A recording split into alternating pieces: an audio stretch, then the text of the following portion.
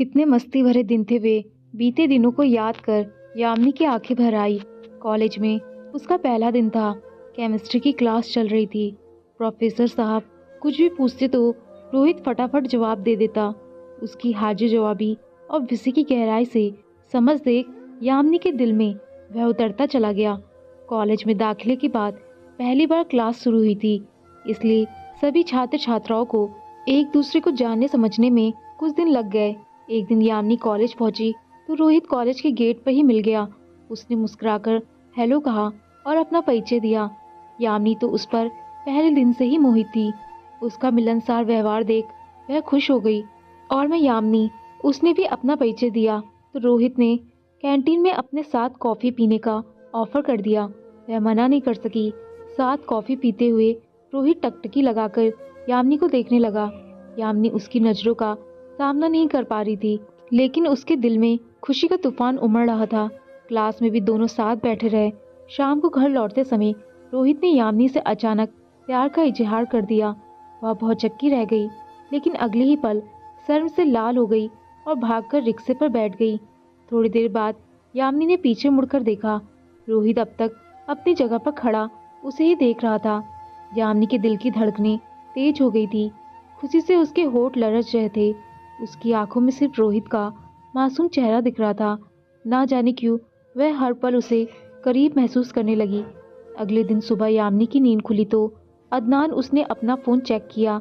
रोहित ने मैसेज भेजा था, सुप्रभात, आपका दिन मंगलमय हो। यामिनी देर तक उस मैसेज को देखती रही और रोमांचित होती रही। वह भी उसे एक खूबसूरत सा जवाब देना चाहती थी, लेकिन क्या जवाब दे, सोचने लगी। मैसेज टाइप करने के लिए अनजाने में उसकी उंगलियां आगे बढ़ी, लेकिन वे कांपने लगी। यामिनी फिर रोहित के मैसेज को प्यार से देखने लगी और जवाब के लिए कोई अच्छा सा मैसेज सोचने लगी, लेकिन दिमाग जैसे जाम सा हो गया। अच्छा मैसेज सूझ ही नहीं रहा था। आखिर उसने आपको सुप्रभात टाइप कर मैसेज भेज दिया। यामिनी की जिंदगी की एक नई शुरुआत हो चुकी थी।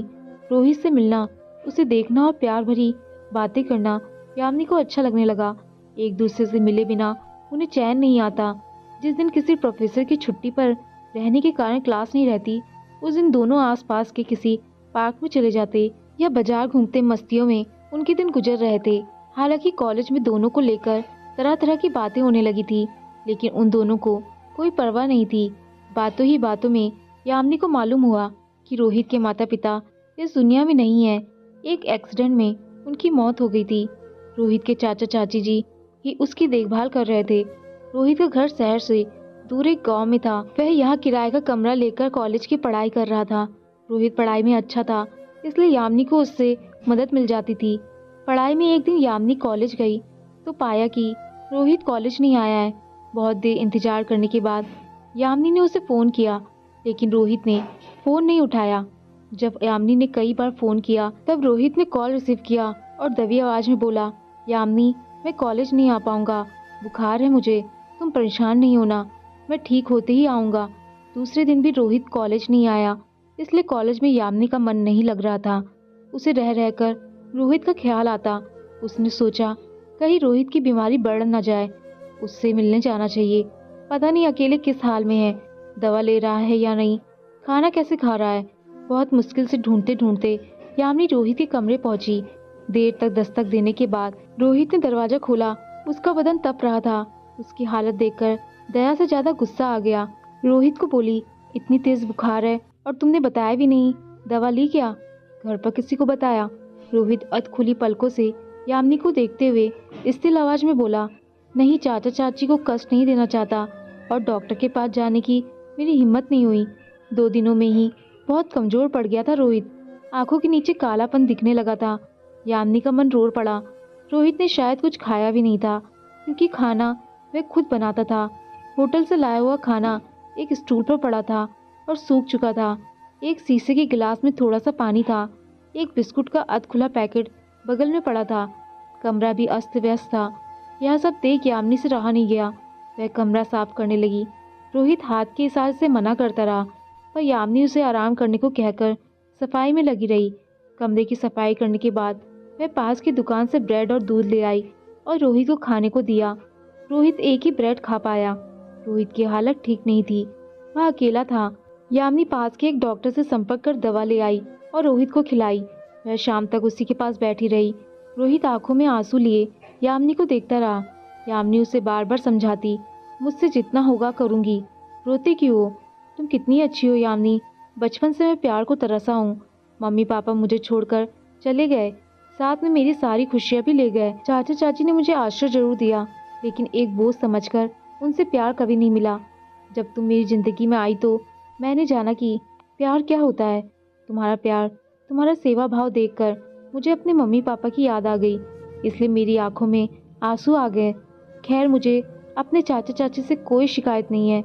मैं उनकी अपनी औलाद तो नहीं हूँ, लेकिन बचपन से मुझे किसी का साया तो नसीब हुआ। रोहित की आंखों से आंसू की धारा बह रही थी। बस करो रोहित, अभी यह सब सोचने का वक्त नहीं। स्वास्थ्य पर ध्यान दो, खुद को अकेला नहीं समझो। मैं साथ देने से कभी पीछे नहीं हटूंगी। कहते हुए यामिनी ने दुपट्टे से रोहित के आंसू पोंछ दिए। वह करीब 2 घंटे तक रोहित के पास बैठी रही। शाम होने को आ गई थी।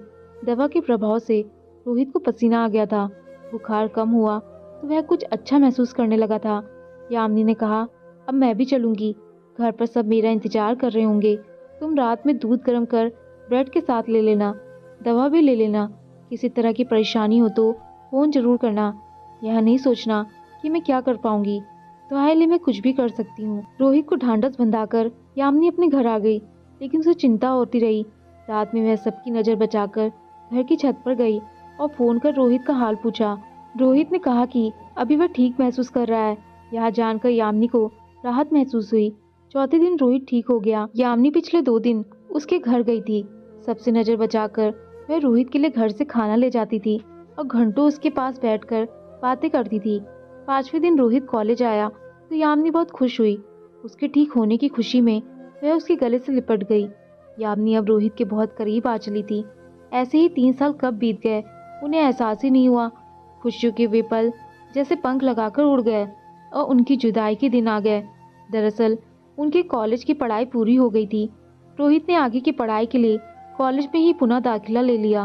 वह प्रोफेसर बनना चाहता था, लेकिन यामिनी के आगे की पढ़ाई के लिए उसके पापा ने मना कर दिया। इसलिए अब उसका रोहित से मिलना जुलना बेहद मुश्किल हो गया। हर पल उसे रोहित की याद आती। रोहित से दूर रहने के कारण उसे कुछ भी अच्छा नहीं लगता। यामिनी के मम्मी पापा अब उसकी शादी करके अपनी जिम्मेदारी से मुक्त होना चाहते थे, इसलिए यामिनी के लिए लड़का ढूंढा जाने लगा था। उसका घर से बाहर निकलना बंद कर दिया गया था। रोहित से दिल की बात कहना भी कठिन हो गया। उसके लिए मोबाइल फ़ोन का ही आसरा रह गया था। वह जब भी मौका पाती रोहित को फ़ोन कर देती और उसे कुछ करने के लिए कहती, ताकि दोनों हमेशा के लिए एक हो जाए। लेकिन रोहित को कोई उपाय नहीं दिखता।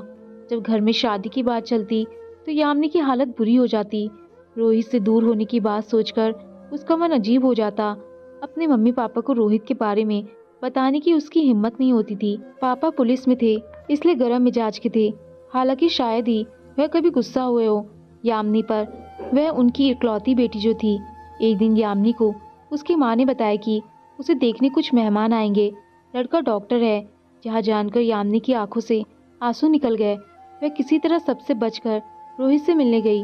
उसके गले से लिपटकर रो पड़ी। जब उसने अपने लिए लड़का देखे जाने की बात बताई तो रोहित भी अपने आंसू नहीं रोक पाया। तभी यामिनी बोली, रोहित, तुम मुझे मेरे पापा से मांग लो, तुम्हारे बिना मैं जी नहीं पाऊंगी। कुछ सोचते हुए मायूस शब्दों में रोहित बोला, अभी इस दुनिया में मेरा खुद का ही कोई ठिकाना नहीं है। मैं किस मुंह से तुम्हारे पापा से तुम्हें मांग पाऊंगा। अगर उन्होंने मना कर दिया तो हमारी उम्मीद टूट जाएगी। जब तक मैं अपने पैरों पर खड़ा नहीं हो जाता तुम्हें धीरज रखना होगा। मेरे किसी योग्य होने तक अपनी शादी को किसी बहाने से रोकना होगा। काश मैं ऐसा कर पाती। जीवन की अंतिम सांस तक तुम्हारा इंतजार करूं, पर ना जाने क्यों मेरे मम्मी पापा को मेरी शादी की जल्दी पड़ी है। रोहित, मेरे पापा से मेरा हाथ मांग लो, मैं जिंदगी भर तुम्हारा एहसान मानूंगी। यामिनी अपनी ड्रॉ में कहती चली गई, मैं किसी और से शादी नहीं कर सकती। तुम नहीं मिले तो मैं अपनी जान दे दूंगी। रोहित ने घबराकर कहा, ऐसा गजब नहीं करना। तुमसे दूर होने की बात मैं सोच भी नहीं सकता, लेकिन फिलहाल हमें इंतजार करना ही पड़ेगा। यामिनी एक उम्मीद लिए अपने घर लौट आई। रोहित से जिंदगी भर के लिए मिलने के ख्याल से उसके दिल की धड़कन बढ़ जाती। उसने सोचा, क्या हसीन समा होगा जब वह और रोहित हमेशा के लिए साथ होंगे। लेकिन चंद दिनों बाद यामिनी के ख्यालों की हसीन दुनिया ढहती नजर आई। उनकी माँ ने बताया कि अगले दिन ही उसे देखने मेहमान आ रहे हैं। यामिनी को काटो तो खून नहीं, उसने घबराकर रोहित को फ़ोन किया, पर यह क्या, वह कॉल पर कॉल करती गई और उधर रिंग होती रही, लेकिन रोहित ने फ़ोन रिसीव नहीं किया। आखिर रोहित को आज हो क्या गया है, फ़ोन क्यों नहीं उठा रहा है? वह काफ़ी परेशान हो गई। शायद वह किसी काम में व्यस्त होगा, इसलिए यामिनी ने थोड़ी देर ठहर कर कॉल किया, लेकिन फिर भी उसने फ़ोन नहीं उठाया। ऐसा कभी नहीं हुआ था। वह तुरंत कॉल रिसीव करता था या मिस्ड होने पर खुद ही कॉल बैक करता था। आधी रात हो गई, लेकिन यामिनी की आंखों से नींदें कोसों दूर थी। वह रोहित को कॉल करती रही। अंत में कोई जवाब दिए बिना रोहित का मोबाइल फ़ोन स्विच ऑफ हो गया तो यामिनी की रुलाई फूट पड़ी। अगले दिन सुबह पापा की ड्यूटी पर जाने के बाद यामिनी बहाना बनाकर घर से निकल गई और रोहित के कमरे पर जा पहुंची, क्योंकि मेहमान शाम को आने वाले थे। पर यह क्या, वहाँ ताला लगा था। आसपास के लोगों से उसने पूछा तो पता चला कि रोहित कमरा खाली कर कहीं जा चुका है। वह कहाँ गया यह कोई नहीं बता पाया। यामिनी की आंखों में आंसू आ गए। अब वह क्या करे, कहाँ जाए? रोहित बिना कुछ कहे जाने कहाँ चला गया था, लेकिन रोहित ऐसा कर सकता है, यामिनी को यकीन नहीं हो रहा था। शाम निकट आती जा रही थी और उसके दिल की धड़कन बढ़ती जा रही थी। अगर लड़के वालों ने उसे पसंद कर लिया तो क्या होगा? वह कैसे मना कर पाएगी शादी के लिए? उसे कुछ समझ ही नहीं आ रहा था। उसने सोचा यह वह कहीं ठहर जाए तो कितना अच्छा हो, लेकिन गुजरते वक्त पर किसका अधिकार होता है? धीरे धीरे शाम आ ही गई। लड़के वाले कई लोगों के साथ यामिनी को देखने आ गए। यामिनी का कलेजा जैसे मुंह को आ गया। जीवन में कभी खुद को उसने इतना लाचार नहीं महसूस किया था। फिर उसने मन ही मन रोते हुए अपना श्रृंगार किया। उसे लड़के वालों के सामने ले जाया गया। उसका दिल रो रहा था। रोहित से वह जुदा नहीं होना चाहती थी। यह सोचकर यामिनी की पीड़ा और बढ़ जाती कि अगर सब रजामंद हो गए तो क्या होगा। इस कठिन घड़ी में रोहित उस बिना कुछ कहे कहाँ गायब हो गया था। यामिनी अकेले दम पर कैसे प्यार निभा पाएगी? उसने क्या सिर्फ मस्ती करने के लिए प्यार किया था? जब निभाने और जिम्मेदारी उठाने की बात आई तो उसे छोड़ के चुपचाप गायब हो गया। यह कैसा प्यार था उसका? लेकिन यामिनी का मन रोहित के अलावा किसी और को स्वीकार करने को तैयार नहीं था। वह मन ही मन कामना कर रही थी कि लड़के वाले उसे नापसंद कर दे, लेकिन उन लोगों ने उसे पसंद कर लिया। अपने प्यार को टूटता देख यामिनी बेसब्र होती जा रही थी। इतनी कठिन घड़ी में वह अपनी भावनाओं के साथ अकेली थी। रोहित तो जाने किस दुनिया में गुम था। आखिर उसने ऐसा क्यों किया? क्या प्यार उसके लिए मन बहलाने की चीज थी? यामिनी का विकल मन रोने को खो रहा था। घर में खुशी का माहौल था। उसमें की माँ सभी परिचितों एवं रिश्तेदारों को फोन पर लड़के वाले द्वारा यामिनी को पसंद किए जाने की सूचना दे रही थी। पापा धूमधाम से शादी करने के लिए जरूरी इंतजाम के बारे में सोच रहे थे, लेकिन यामिनी मन ही मन घुट रही थी। रोहित को वह भूल नहीं पा रही थी। वह सोचती कि काश उसकी यह शादी ना हो। उसके दिल में तो सिर्फ रोहित बसा था। वह कैसे किसी और के साथ न्याय कर पाएगी? कुछ दिन बीते और इसी दौरान एक नई घटना घट गई। जिस बात को लेकर यामिनी भूली जा रही थी वह बिना कोशिश के ही हल हो गई। लड़के वाले शादी को लेकर आनाकानी करने लगे थे। जो शादी में मध्यस्थ का काम कर रहे थे उन्होंने बताया कि लड़के वालों ने ज़्यादा दहेज के लालच में दूसरी जगह शादी पक्की कर ली। यह जानकर यामिनी को राहत महसूस हुई। कई दिनों के बाद उसके होठों पर मुस्कुराहट आई। शादी की बात टलते ही यामिनी को राहत मिली, पर अफसोस रोहित अब भी उसके संपर्क में नहीं था। वह रोहित को याद कर हर पल बेचैन रहने लगी। बिना बताए वह कहाँ चला गया? उसने अपना मोबाइल फ़ोन क्यों स्विच ऑफ कर लिया है? जो जो दिन बीत रहे थे उसकी बेचैनी बढ़ती जा रही थी। कभी कभी उसे लगता कि रोहित ने उसके साथ धोखा किया है। यामिनी हमेशा रोहित के नंबर पर कॉल करती, लेकिन मोबाइल फ़ोन हमेशा स्विच ऑफ मिलता। उसने फेसबुक पर भी कई मैसेज पोस्ट किए, पर कोई जवाब नहीं मिला। एक दिन उसने देखा कि रोहित ने उसे फेसबुक पर भी ब्लॉक कर रखा था। उसकी इस हरकत पर यामिनी को बहुत गुस्सा आया, जिसके लिए उसने अपना सारा चैन खो दिया। वह उससे दूर होने की हर कोशिश कर रही। गुस्से से उसके होंठ कांपने लगे। बिना बताए इस तरह की हरकत, शादी नहीं करनी थी तो पहले बता देता। चोरों की तरह बिना कुछ बताए गायब हो जाना तो उसके लिए कायरता है। यामिनी की जिंदगी अजीब हो गई थी। रोहित पर उसे बहुत गुस्सा आता, लेकिन वह उसकी यादों से दूर जाता ही नहीं था। उसकी आंखों से जब तक आंसू छलक पड़ते, किसी काम में जी नहीं लगता। वह कभी मोबाइल चेक करती, कभी टीवी का चैनल बदलती, तो कभी बालकनी में जाकर बाहर का नज़ारा देखती। हर पल वह रोहित रोहित कहकर पुकारती। पता नहीं रोहित तक उसकी आवाज़ पहुंचती भी थी कि या नहीं।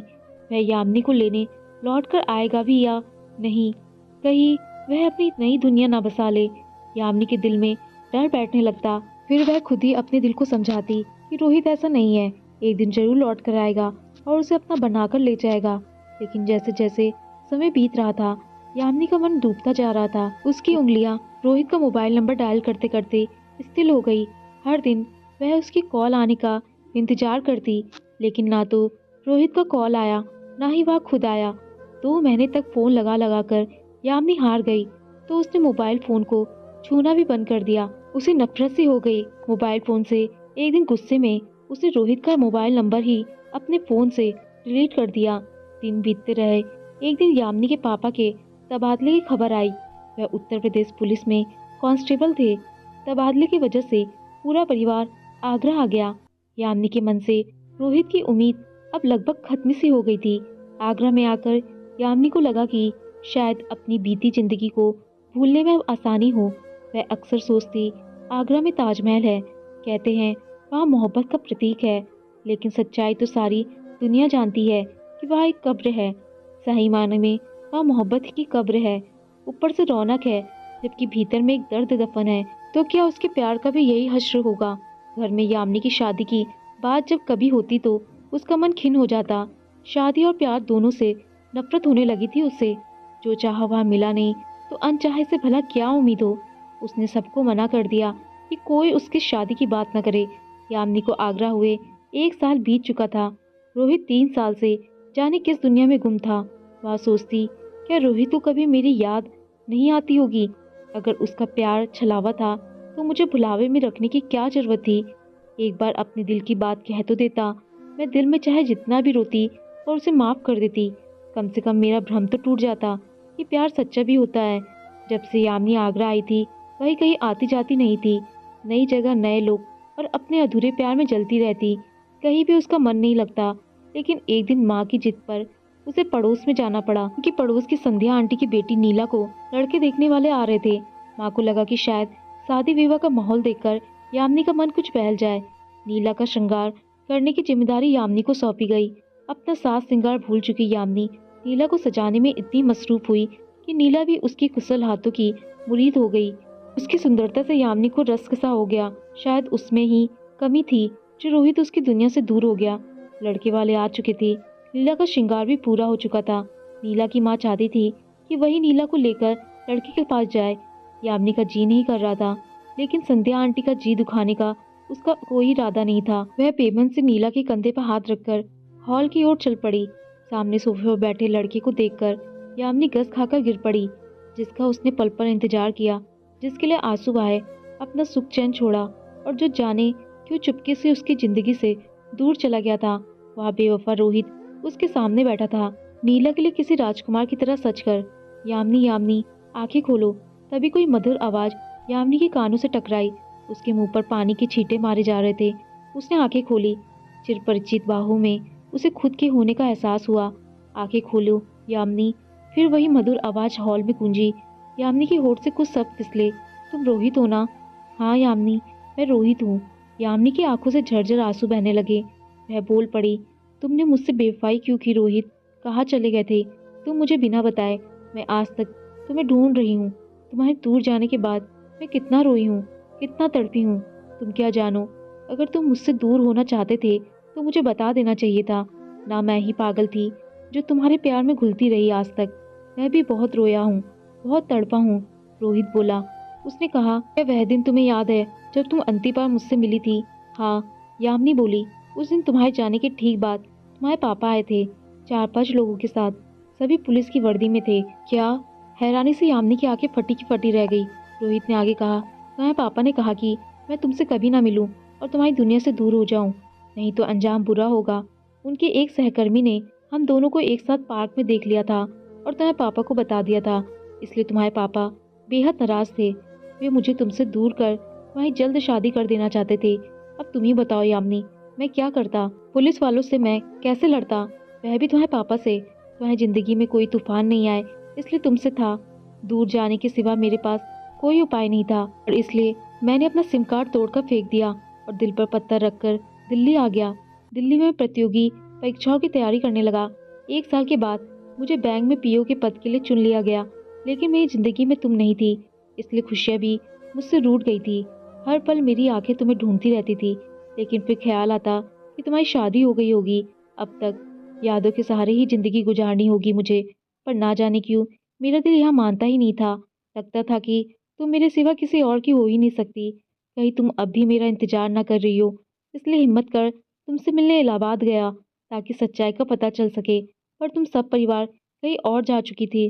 तुम्हें ढूंढने की हर मुमकिन कोशिश के बाद भी जब तुम नहीं मिली तो अपने चाचा चाची की जिद पर खुद को हालात के हवाले कर दिया। इसलिए आज मैं यहाँ हूँ, लेकिन अब तुम मुझे मिल गई। अब कोई मुझे तुमसे जुदा नहीं कर सकता। रोहित के मुंह से इन शब्दों को सुनकर यामिनी के दिल को एक सुकून सा मिला। यामिनी को महसूस होने लगा कि सच में सच्चा प्यार अटूट होता है। लेकिन उसके पापा रोहित को धमकाने गए थे, यह जान यामिनी हैरत में थी। उसे अब रोहित पर गर्व हो रहा था, क्योंकि वह बेवफा नहीं था।